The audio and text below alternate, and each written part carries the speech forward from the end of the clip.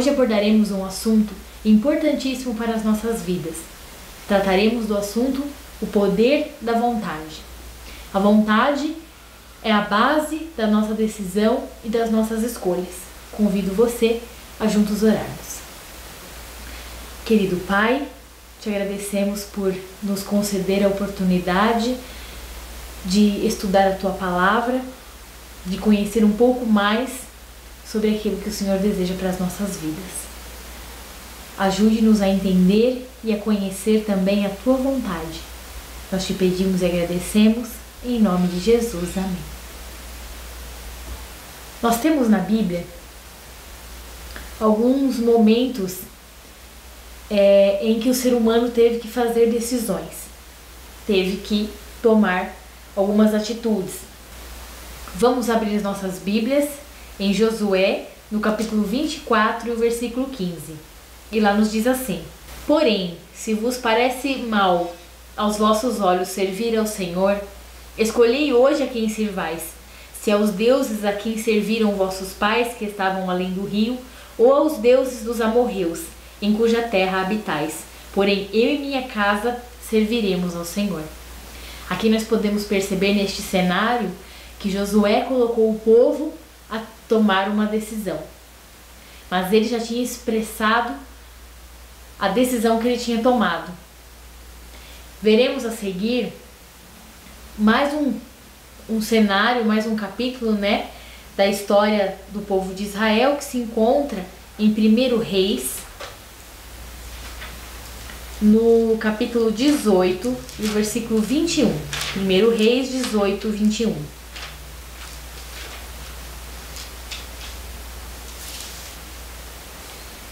E diz: Então Elias se chegou a todo o povo e disse: Até quando cocheareis entre dois pensamentos? Se o Senhor é Deus, segui-o. Se é Baal, segui-o. Porém o povo nada lhe respondeu. Então, mais uma vez, nós vemos o povo tendo que tomar uma decisão. A nossa vontade, ela vai sempre estar o quê? Determinando as nossas escolhas. Vamos abrir as nossas Bíblias em 1 Coríntios, no capítulo 3, o versículo 9.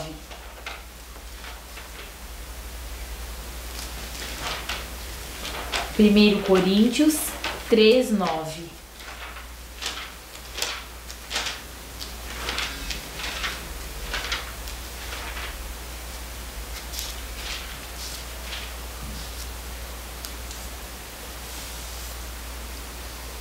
E diz assim: Porque nós somos cooperadores de Deus, vós sois lavoura de Deus e edifício de Deus. Então, primeiramente, nós percebemos aqui que Deus ele precisa da nossa cooperação também. E tudo isso nós vamos ver que tem tudo a ver com a nossa força de vontade, com aquilo que move as nossas decisões. Em Mente, Caráter e Personalidade, no volume 2, na página 377, nos diz algo muito importante sobre cooperar com Deus. Deve o homem operar sua própria salvação com temor e tremor, pois é Deus que opera nele tanto querer como realizar segundo sua boa vontade.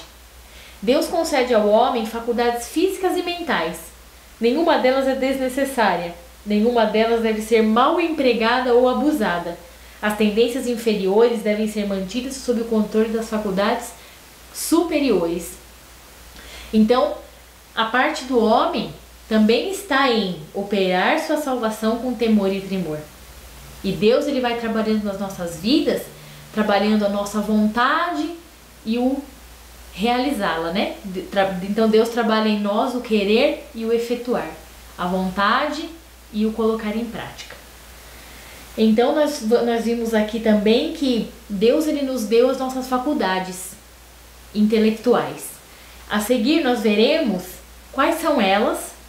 Resumidamente, nós vamos estar vendo. E é muito interessante. E vamos começar primeiramente sobre as faculdades superiores. Aqui, dentre as faculdades dotadas ao homem, nós temos aqui as principais: Razão e o raciocínio significa a habilidade de alcançar conclusões. A consciência, o senso moral do certo e errado. Adoração, ato ou efeito de adorar. Veneração, culto que se rende a alguém ou a algo que se considera uma divindade. Juízo, a ação ou processo da mente de comparar ideias. O processo de examinar os fatos e os argumentos. O processo de examinar as relações entre uma posição e outra. E também temos a vontade, da qual nós estaremos falando, então vamos nos deter nessa faculdade superior da mente ao longo dos textos no decorrer do assunto. Nós vemos aqui, né, que a razão, o raciocínio, é a habilidade de alcançar conclusões, né, de chegar a um denominador comum. O senso moral do certo e o errado, que é a consciência. A adoração é algo muito interessante porque nós podemos ver, por exemplo, nos primitivos povos indígenas, que eles adoravam alguma divindade. E ninguém tinha ensinado isso para eles, assim, até então vir os colonizadores e catequizá-los, né? E a gente percebe que neles havia já essa faculdade da mente de adorar alguém. Nós sabemos que pela palavra de Deus esse tipo de adoração não está de acordo, mas a gente percebe que dentro deles já tinha essa faculdade de adoração, de adorar alguém que seja superior a nós. Então Deus colocou em nossa vida, em nossa mente, essa questão da adoração. Então o ato de adorar é uma faculdade superior da mente. Nós vemos o juízo, né? O juízo, ele significa o quê? Você estar comparando uma coisa com a outra, tomando, né, os argumentos daquilo que é melhor. Temos a vontade, da qual eu disse anteriormente que nós iremos deter mais nesse assunto. E agora nós vamos ver as faculdades inferiores. Temos os apetites, as paixões, emoções, inclinações, tendência. Apetites, o que seria? É o natural desejo por comida ou atividade sexual. As paixões, um forte sentimento excitando a ação, ou seja, um sentimento que nos motiva a fazer algo. As emoções, um impulso interno ou agitação da mente que vai embora sem desejo. As inclinações, uma propensão da mente ou um desejo. A tendência, uma disposição mais favorável para uma coisa do que para outra. Então nós vimos aqui um pouco das faculdades superiores e inferiores e nós podemos chegar a uma conclusão, né, baseada nos textos que nós já lemos até agora, de que as faculdades superiores e inferiores, elas foram dadas por Deus. Não significa que pelo nome ser superior elas são boas e as inferiores pelo nome serem más. Significa que Deus nos deu todas elas, então elas não são más. O problema está em quando eu deixo as faculdades inferiores, que são os apetites, as paixões, as emoções, as inclinações, as tendências, dominarem aquelas outras que nós vimos.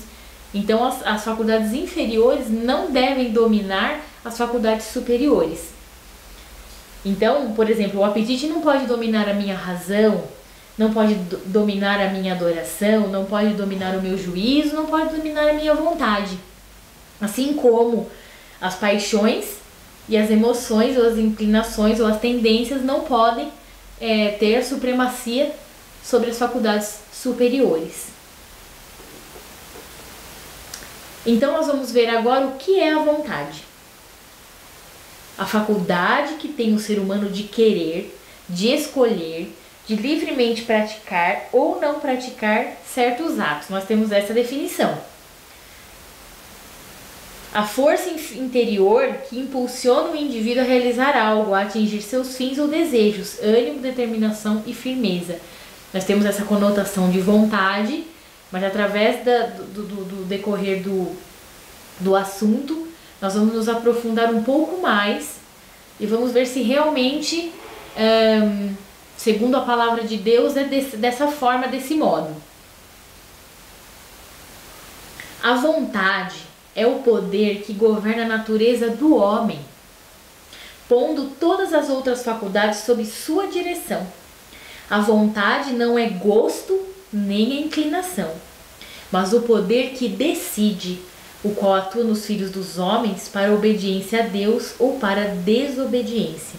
Mente, Caráter e Personalidade, volume 2, na página 685.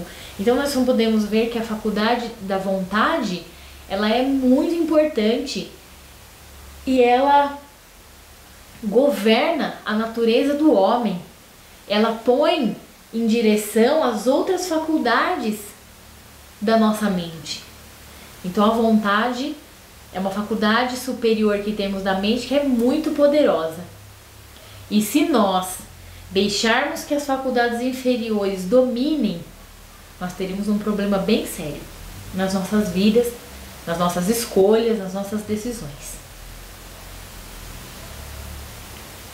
Em Mente, Caráter e Personalidade, na mesma página, fala assim para nós: muitos descerão à ruína, enquanto esperam e desejam vencer suas más tendências. Eles não entregam a vontade a Deus e não escolhem servi-lo. Então, muitos de nós, nas nossas decisões, nós agimos assim, por muitas vezes um impulso,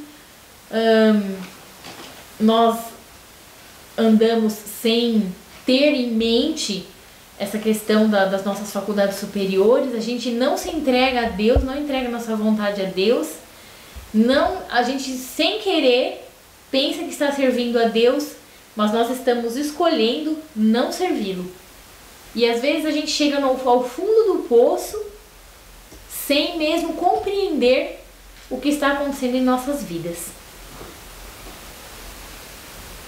Na mesma página ainda diz: mas deveis lembrar-vos de que vossa vontade é a fonte de todas as vossas ações. Esta vontade que constitui tão importante fator no caráter do homem.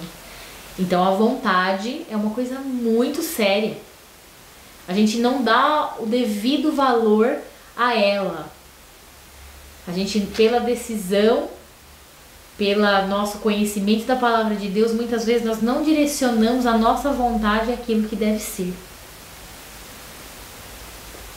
Muitos de nós dissemos: mas é impossível de eu fazer isso, é impossível de conseguir, eu não sou capaz de fazer. E aí nos diz que a impossibilidade está em nossa mente.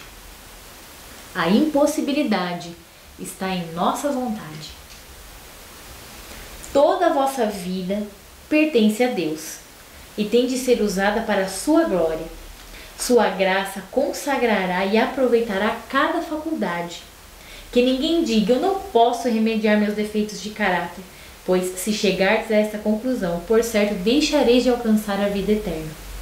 A impossibilidade está em nossa própria vontade. Se não quiserdes, então não podereis vencer. A real dificuldade provém da corrupção de corações não santificados e na relutância por submeter-se ao controle de Deus. Por isso, queridos, é importante nós fazermos a cada dia, a cada momento de reflexão que nós pudermos ter, fazer um profundo exame de consciência. Às vezes estamos tão agarrados no pecado, tão cegos, porque o pecado, ele não só nos afasta de Deus, mas nos inabilita de saber quem Ele é. Portanto, dessa maneira a gente acaba ficando tão ali envolvido com o pecado que a gente tem em nossa mente essa impossibilidade. Então, se nós fizermos um profundo exame de coração, nós vamos perceber que a impossibilidade está na nossa vontade. Muitas vezes nós não queremos nos submeter a Deus.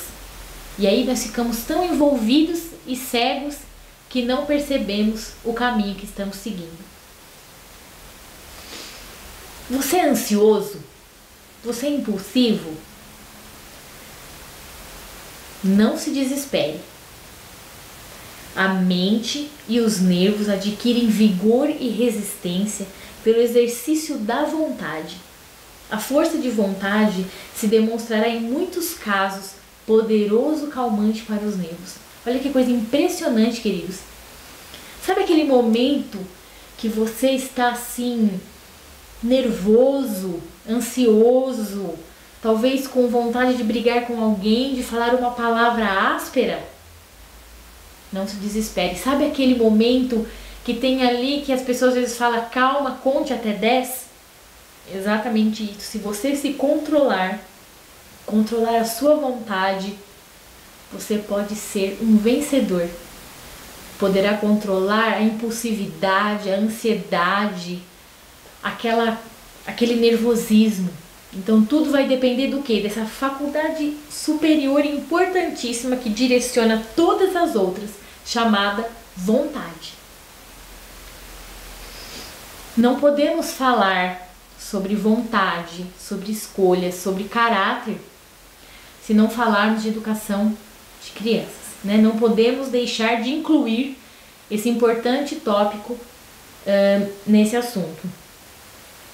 Então, uma criança, está escrito, uma criança pode ser ensinada de maneira a, como o animal, não ter vontade própria. Sua individualidade pode emergir na da pessoa que lhe dirige o ensino. Sua vontade para todos os intentos e desígnios. Estar sujeita à de seu mestre. As crianças assim educadas serão sempre deficientes em energia moral e responsabilidade como indivíduos. Não foram ensinadas a agir movidas pela razão e por princípios. Sua vontade foi controlada por outros e a mente não foi chamada a expandir-se e fortalecer-se pelo exercício. Então nós podemos ver aqui que uma criança pode ser ensinada a obedecer, a dizer sim, não, de acordo com a vontade daquela pessoa que está ensinando, sejam os pais ou sejam tutores ou professores. Mas ela pode até ser ensinada a obedecer, mas ela não sabe o porquê ela está fazendo aquilo. Então a criança ela tem que ser o quê? Provérbios 22:6 nos fala o quê? Ensina a criança no caminho em que deve andar. Até quando for velho não se desviará dele. Então a gente percebe que ensinar a criança no caminho em que deve andar é o fundamental.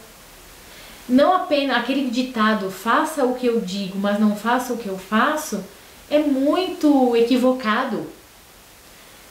Nós vamos ver mais pra frente aqui que dar o exemplo, ele faz parte desse crescimento. Essas crianças não foram dirigidas e disciplinadas com respeito à sua constituição peculiar e à sua capacidade mental, de modo a desenvolverem as mais vigorosas faculdades da mente quando necessário. Então, é importante direcionar os filhos, as crianças das quais nós temos contato, a agir por obediência pela razão. Não porque eu estou mandando ou o adulto que convive com elas esteja mandando. Porque como um animal ela pode obedecer ou desobedecer, sem saber o porquê de estar fazendo tal coisa. Quando ela tiver que enfrentar, quando essa criança tiver que enfrentar decisões onde ela tenha que decidir sozinha, ela não vai saber o que fazer. E muitas vezes são direcionadas pela inclinação, né? A nossa inclinação humana é sempre para o mal. Como eu havia dito, dar o exemplo é fundamental, né? O exemplo é tudo. A ação de quebrar a vontade é contrária aos princípios de Cristo. A vontade da criança deve ser dirigida e guiada. Poupai toda a força de vontade, pois que o ser humano necessita de toda ela, mas dai-lhe a devida direção.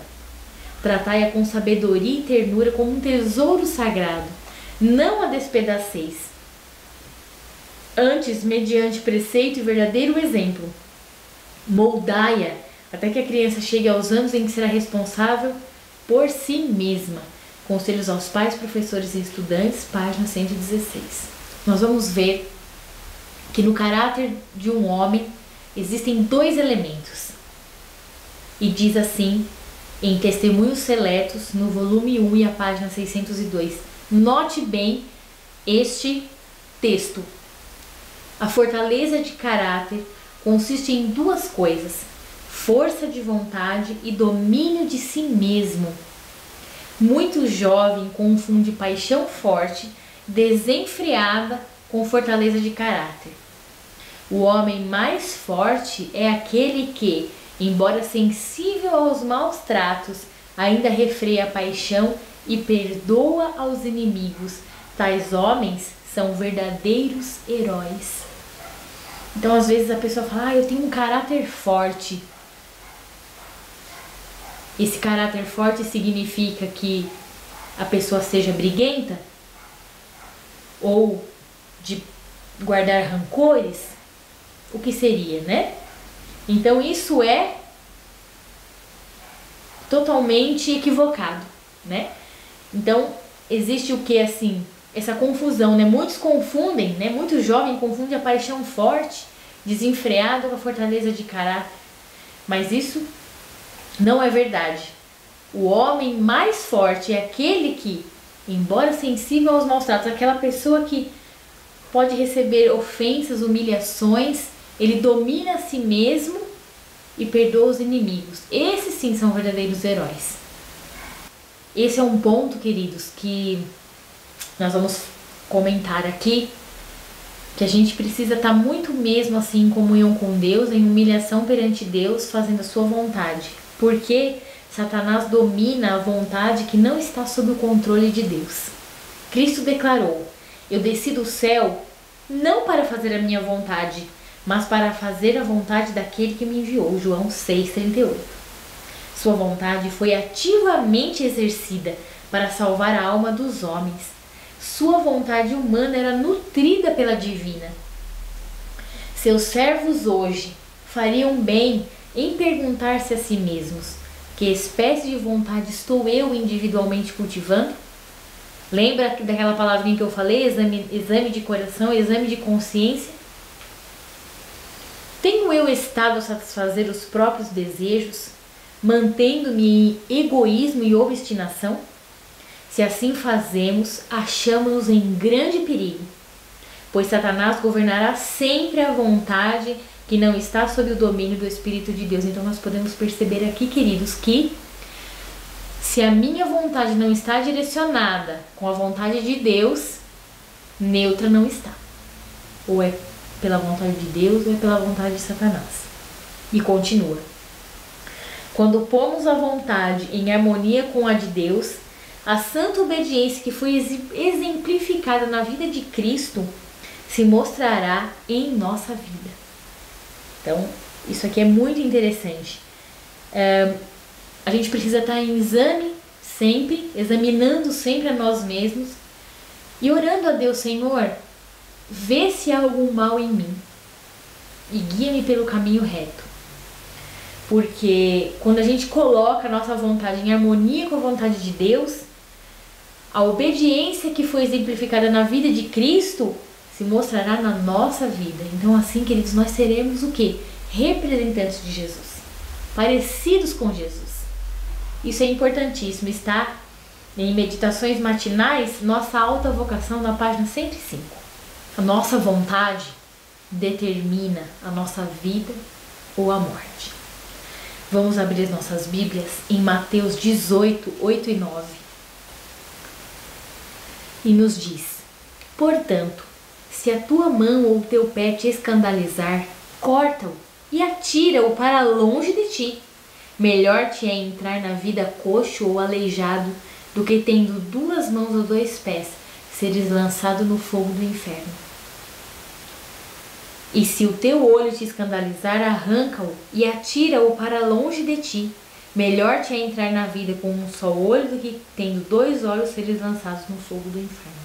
Mente, Caráter e Personalidade 2, na página 693, nos diz algo importante sobre esse versículo que acabamos de ler. Unicamente a eternidade pode revelar o glorioso destino a que o homem, restaurado à imagem de Deus, pode atingir. Para podermos alcançar esse elevado ideal, o que leva a alma a tropeçar precisa ser sacrificado. É mediante a vontade que o pecado retém seu domínio sobre nós. Porque nós deixamos, né? A entrega da vontade é representada como arrancar o olho ou cortar a mão. Muitas vezes nos parece que sujeitar a vontade de Deus é o mesmo que consentir em atravessar a vida mutilado ou aleijado. Esse texto nos diz muito, queridos. Isso significa o que está escrito aqui, que eu devo arrancar e me mutilar? Literalmente? Não. Mas eu tenho que fazer o quê? Se aquilo que eu vejo, se aquilo que eu ouço, se aquilo que eu assisto me afasta de Deus, então eu tenho que eliminar da minha vida. É melhor a gente ter um pouco de dificuldades aqui na terra e entrar pelas mansões celestiais, pelos portais das mansões celestiais e sermos salvos eternamente, ficarmos com Cristo. Melhor perdermos algumas coisas aqui, alguns privilégios aqui, do que perder os benefícios do céu e deixar de cumprir a responsabilidade que Jesus pediu para que nós cumpríssemos aqui.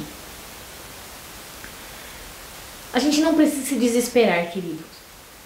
A gente precisa, pelo poder de Deus, controlar a vontade. Compete-vos ceder vossa vontade à vontade de Jesus.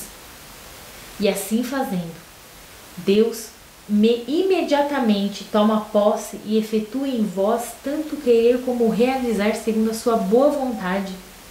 Vossa natureza toda será então posta sob o controle do Espírito de Cristo e mesmo vossos pensamentos lhe serão submissos. Queridos, que milagre Deus pode fazer na nossa vida quando a gente entrega a nossa vontade a Deus. Queridos, você pode estar lá, no fim da linha, no fundo do poço. Você pode achar que para você não tem mais saída, não tem mais solução. Não se desespere. Se você mesmo no fundo do poço, naquele lamaçal de pecado que está te envolvendo, você de lá das profundezas gritar para Jesus e falar: Jesus, me ajuda, porque eu quero ser liberto, eu quero fazer a tua vontade. Ele vai fazer o quê? Ele vai imediatamente tomar a posse e efetuar em nós o querer e o realizar segundo a vontade de Deus, querido. Isso é um milagre. E esse milagre está à distância de uma oração, de um clamor. E Jesus vem imediatamente. Isso é uma promessa muito maravilhosa e grandiosa, da qual nós podemos tomar posse nesse momento. Então a nossa natureza então é posta sob o controle do Espírito Santo. E até mesmo, queridos, os nossos pensamentos serão submissos à vontade de Deus. Isso é um milagre muito grande, dominar os pensamentos. Que em nome de Jesus, eu e você sejamos vencedores. Esse trecho está em Mente, Caráter e Personalidade, do volume 2, a página 694. Quando a vontade é posta ao lado do Senhor, o Espírito Santo toma essa vontade e unifica a vontade divina. Está também na mesma passagem, Mente, Caráter e Personalidade, volume 2, página 694. Então, o elo que liga a energia divina, a nossa vontade, colocada ao lado do Senhor Jesus, o Espírito Santo faz essa obra tremenda nas nossas vidas. Todo esse assunto, querido, tem muito a ver com a justificação pela fé. Estarmos trajados com a justiça divina.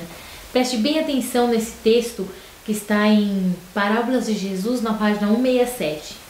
Ao nos sujeitarmos a Cristo, ao dizermos a Jesus: Senhor Jesus, eu abro a porta, pode entrar e limpar meu coração. Nosso coração se une ao de Cristo. Nossa vontade imerge na sua vontade. Nosso espírito torna-se um com seu espírito. Nossos pensamentos serão levados cativos a Ele. Vivemos sua vida. Isso é o que significa estar trajado com as vestes de sua justiça. Então, queridos, a nossa vontade, a direção da nossa vontade, nós conhecermos o assunto sobre a justiça pela fé, ter a nossa confiança inteiramente posta no fiador que é Cristo Jesus, o que pode fazer a transformação nas nossas vidas, tem tudo a ver com esse assunto. Querido, que nós tomemos hoje essa decisão de estarmos unidos a Cristo, de nos sujeitarmos a Cristo, de humilharmos nossa vida e nosso coração. Fazer, queridos, uma lavagem mesmo de alma, de coração para Deus, de mente, que coração quer dizer mente. Que nós confessemos, conversemos com Deus como falamos com um amigo, o melhor amigo que nós temos aqui terrestre. O Senhor Jesus está pronto para nos ouvir, está pronto para nos aceitar e ansioso para nos restaurar. Que essa mensagem aqui, esse trecho, ele seja uma realidade nas nossas vidas. Que nós sejamos libertos e digamos como diz em Salmos no capítulo 40, o versículo 8, que nos diz assim: deleito-me em fazer a tua vontade, ó meu Deus. Sim, a tua lei está dentro do meu coração. Que a nossa vida esteja completamente sujeita de Cristo e a nossa vontade seja direcionada e venha imergir na vontade de Deus. Nós aprendemos hoje que a nossa vontade é o que direciona todas as outras faculdades da nossa mente, e que nós direcionemos a nossa vontade, mesmo que o nosso caso pareça sem solução. A gente pode exercer pelo poder de Deus, porque Ele é quem realiza em nós o querer e o efetuar. Que Deus abençoe você, que essa mensagem ache morada em nossos corações e venha para transformar as nossas vidas, porque é isso que Jesus quer de nós. Vamos juntos orar? Senhor nosso Deus, obrigado por nos mostrar o que é a vontade, como podemos fazer a Tua vontade e nos mostrar o que o Senhor quer de nossas vidas. Que nós glorifiquemos a Ti, Senhor, nos nossos pensamentos, nas nossas palavras e nas nossas atitudes. Que possamos aprender mais e mais como deixar a nossa mente, o nosso corpo integralmente, Senhor, dedicados a Ti. Que sejamos um instrumento de paz e uma fonte de vida para a vida aos outros que se chegam a perto de nós. Nós te pedimos e agradecemos em nome de Jesus. Amém.